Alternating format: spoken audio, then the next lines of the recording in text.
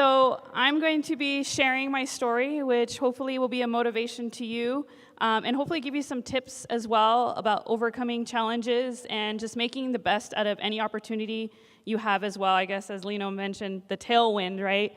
It's just finding ways to use opportunities that you might not have expected, and then having that push you forward in your career trajectory. And so I'm going to be talking a little bit about my academic and also personal life story as an example of how I was able to overcome obstacles to get to the career path I'm in now. And so my story starts off in East LA. Some of you may have heard of it. So I was born pretty close to Whittier Boulevard off in White Memorial Hospital in East LA. And if you're not familiar with Los Angeles in general, this is a map kind of showing you all of LA. It might be hard to see. But East LA obviously is east of where it says Los Angeles. And if you look a little south from there, there's a city called the City of Bell, which is where I ended up spending most of my childhood. So when I was in 4th grade, we moved to the City of Bell. Demographically, it's very mainly Latino, blue collar. A lot of the people living in there were living in poverty. That included myself and my family. So I grew up until I went to college at 18. I grew up with my family I was one of 5 children, the oldest, with my mother in a 1-bedroom, 1-bathroom apartment. And did that pretty much my whole life. And probably some of you guys relate to that kind of story as well, right? And then trying to navigate through that and trying to be successful while trying to help my mom babysit as a single mom, and also trying to figure out how to best prepare myself academically to meet my goals and dreams. Just a little bit of backstory about my family. My mom came from Mexico. She was from Tecate, Mexico. And then she ended up coming to the United States with the rest of my family when she was 8 years old.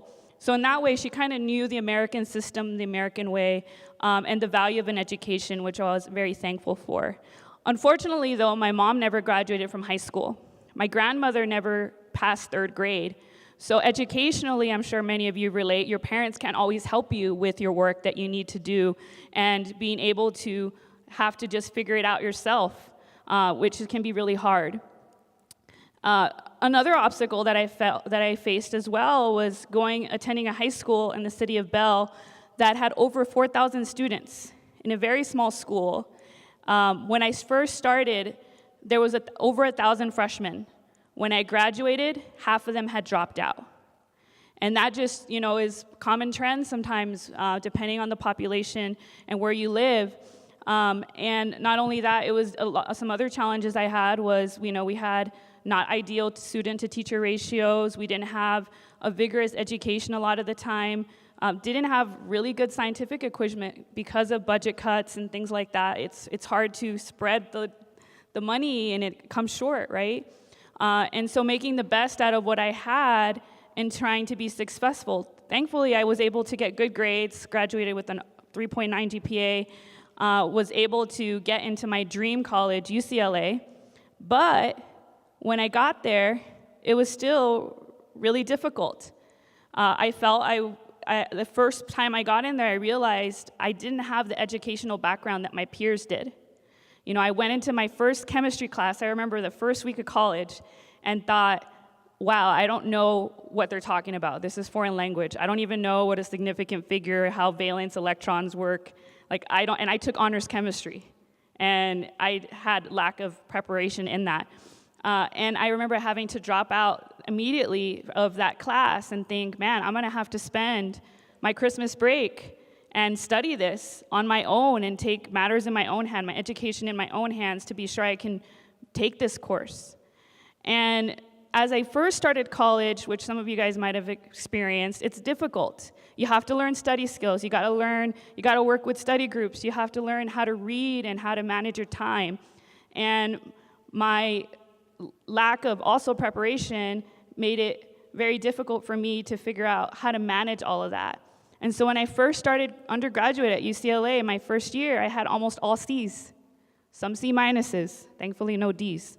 And those were in my science classes. And I knew I had goals and dreams, which was to be a scientist. And that wasn't gonna happen if I didn't get my grades up. And I'll share how I fixed that or helped with that problem in a couple minutes. But one of the other things that I knew I had to take advantage of was doing undergraduate research. One of my biology teachers in high school said, when you get there, get in a lab. Do whatever you have to do in order to get the experience you need. Be ambitious. Go for your goals. Go for your dreams. And so luckily, when I got to UCLA, the first week, I started emailing labs. You need a lab helper? I could wash dishes. I could make media. I could do whatever you need me to do. I just want to get in a lab. I want to get any experience I can have. And so during that time, I was able to spend, throughout my university years, time in many different undergraduate labs. My first one was with Dr. Sue Christensen, where I worked plant biology and molecular biology. She gave me my first lab job as a freshman, and I was able to work my way up and ended up getting my own project by the time I finished there. I ended up later working in 2 cancer virology labs, Dr. Benjamin Bonavida and Dr. Manuel Panachet, who are great cancer researchers, which was where my direction was starting to head, wanting to do cancer research. But I also got accepted into an honors research program at Harvard University, where I was able to do research with basically one of the top virus professors in the world, which is David Knipe. And I remember going into that lab thinking, I don't know anything about viruses. I'm majoring in microbiology, but I never actually did virus research. And by the time I left, he said, you worked better than some of my graduate students that I have here at Harvard. Even though you lack the grades, I'm gonna, and your grades are still getting better, I'm gonna write you a great letter of recommendation. So having that network, putting in that effort, spending those long hours during the summer, really paid off to show that I had the skills and that I was continuously building them. Eventually, I was able to spend some time presenting. This is a picture of me back at my first SOCNIS conference in 2004. It was right at the beginning of my junior year of college, presenting my research on plant biology. And it was here at SOCNIS where I really first met that there was so many more people, especially the people of the color of my skin, that were also scientists. What's important as students is to find role models. You need to find people who motivate you, who can help you through your trajectory, whether they're the color of your skin or not. You need to find someone who can push you to meet your goals. And so whoever that is, keep in contact with them. Find a way to continue that mentorship with them. As I continued through UCLA, I ended up getting accepted into the Minority Access to Research Career Program. Any MARC people here? Yeah? Awesome. Which is it's funded by the National Institutes of Health. And it was in this program that I met my pretty much long-term mentor, which is Dr. Alma Gonzalez. You can see her in some of the photographs there with all her MARC students. Dr. Alma Gonzalez was not only one of the founders of SOCNIS, but she was the 3rd Chicana to get a science PhD in this country, which is pretty amazing. And to have her as a role model was wow, she is amazing. And she still continues to be my mentor today. We still have conversations now through my career. Now she's asking me, you have to take my shoes, which I'm just that's not even possible, right?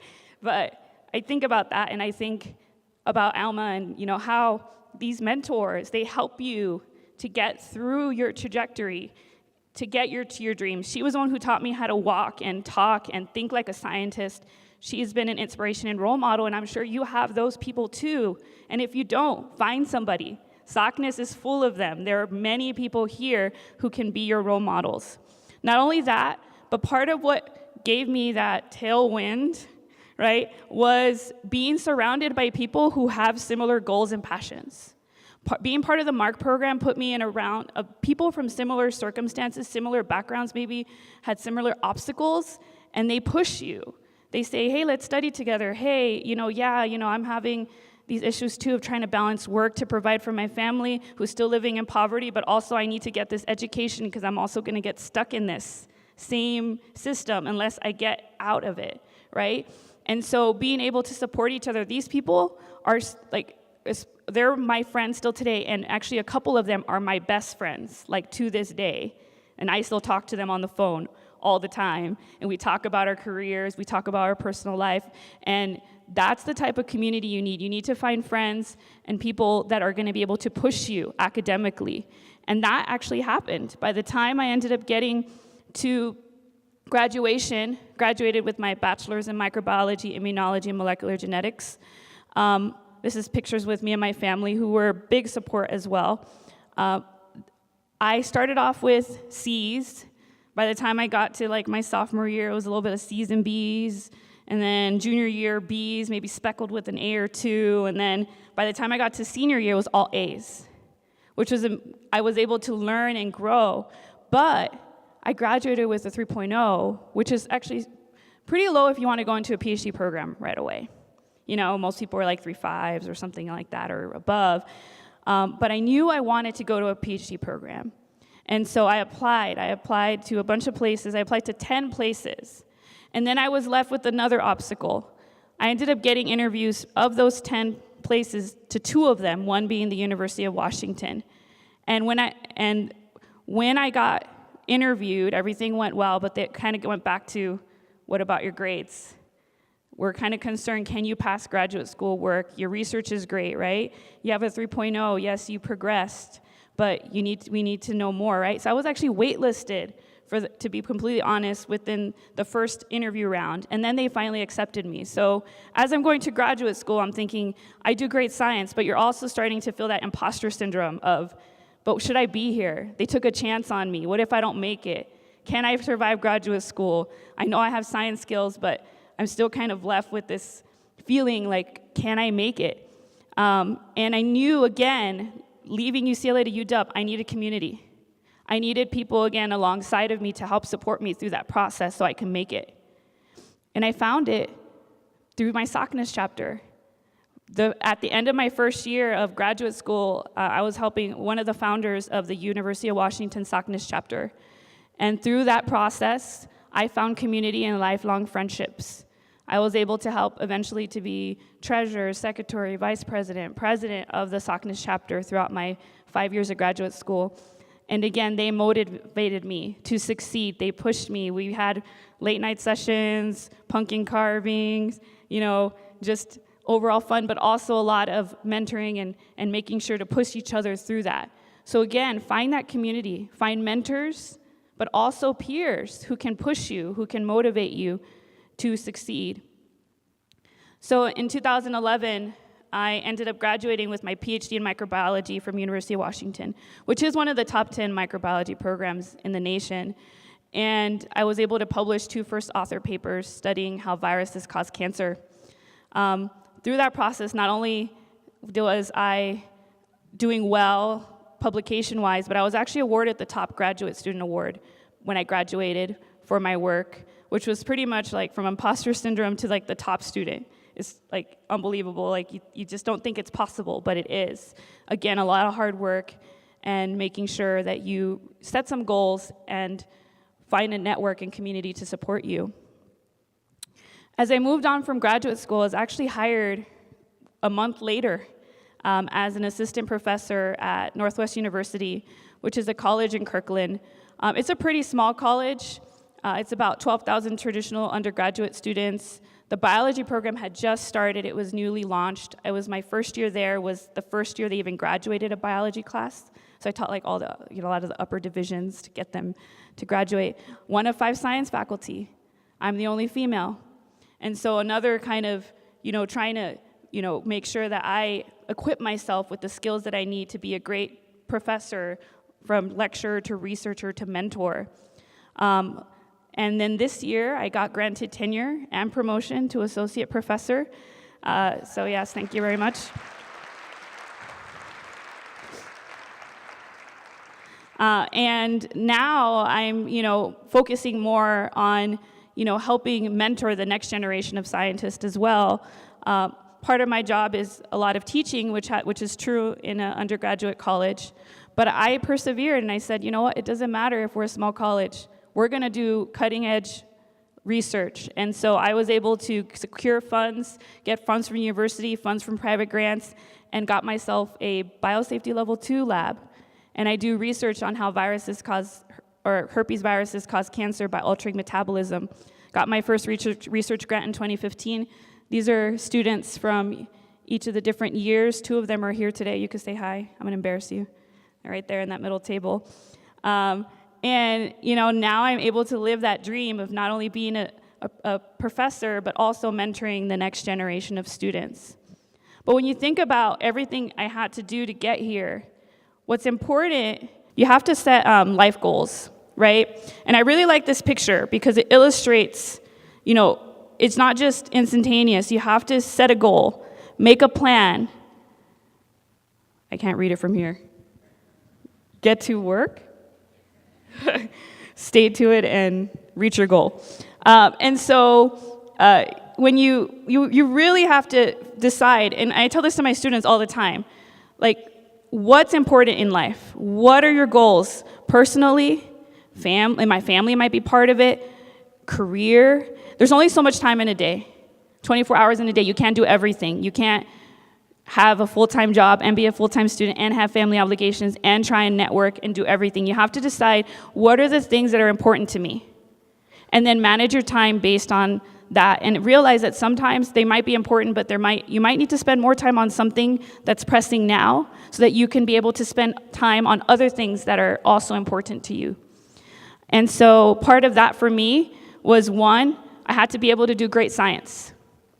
2, I had to develop a network. When I was in graduate school, because I knew I wanted to go to more of a college that does a lot of teaching, I started working at community colleges at night during my summers. Bye-bye summers, when you're supposed to be having fun in like 23 or 24, right? It's like, hey, I'm going to spend my nights working, learning to be a great teacher so I can put that as my skills. I also had to, again, build a network just in general with all the colleges around the area and beyond to just market myself as someone who is going to be on the job market. And of course, through SACNAS, UW SACNAS chapter, the MARC program, everything like that, they also helped provide me the personal support that I needed. And then through all of that, then I'm able to spend time as well on other things that are important to me. That includes my family. I was married in 2011. That's me and my husband. We were married at UCLA. I'm actually a hardcore Bruin. I'm like really hardcore. That's my son Edgar. He's 2. So balancing being a mom and academia, right? That's another big part of my life. I've always been a singer, but I knew that at some point I needed to press pause on that to be able to focus on some other things. And now I can press start again. And I actually got to do my first big Seattle Jazz Club show a couple months ago. So that's me, a picture there. Yeah, thank you. Personally as well, my faith, I'm a Christian, so my faith is really important for me as well, being involved in my church and community. And more recently, I was able to do a March for Science talk, and I did a TEDx talk in Kirkland, Washington a couple years ago. And so thinking about my goals, right, I had to make sure I budgeted time and adjusted through my trajectory of my career to make sure I was able to meet the goals I had at the different stages of my career. And so I leave you with a couple of different quotes, right? I want you to be able to actively pursue your goals and dreams.